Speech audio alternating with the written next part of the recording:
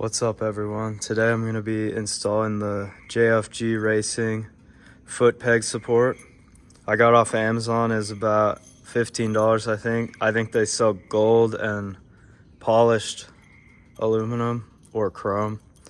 It's the cool thing about this one is it's got these hex bolts and it helps hold it in there, and a lot of the other ones I see don't have that. So it only protects it from like the downforce.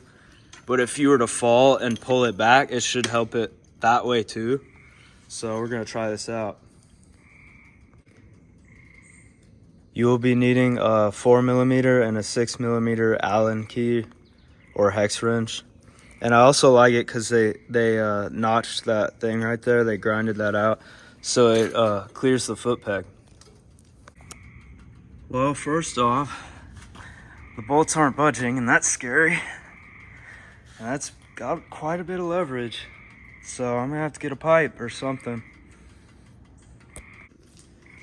I decided to go the other side because for some reason one of them won't come out, but there's a lot of gunk up in there.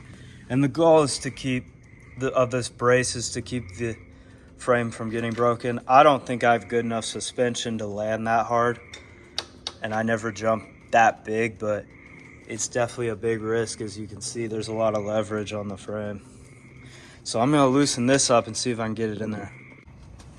Funny thing is, my kickstand kill switch sensor, I thought it was likely that it had gotten broken or something, and sure enough, the wire was ripped. I can't even remember what it looked like. That was from riding, not from this repair. But I went to this side, I forgot if I mentioned that. And I don't think I'm gonna run the wires, because look, I'm not sure, but it leaves some space there. And without the washers, I'm sorry, I meant to say washers. Without the washers, it makes it perfectly flush, but there's like a gap there. And it will take some trial and error. Every time I do a repair in the garage, you swear it's gonna be easy, but see, I'm glad I ran no washers, because it's like the perfect fit. I mean, there might be a little room in there. Maybe I should have ran them, but we'll see when it cinches down. But see, this sucks. It is going to fit, I think, but this thing is kind of grinding down on the foot peg a little bit.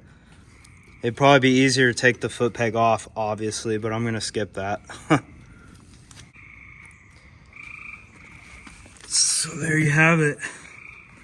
Again, I chose to run no washers, no Loctite, because this is kind of a test run.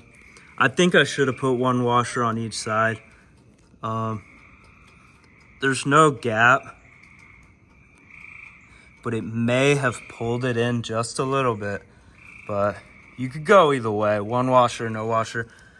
But it's made to fit, you know, all the Sur-ron segways, so there's no telling about fitment.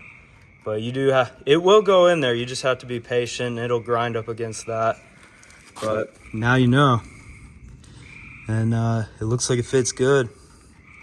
So we'll give it a test run.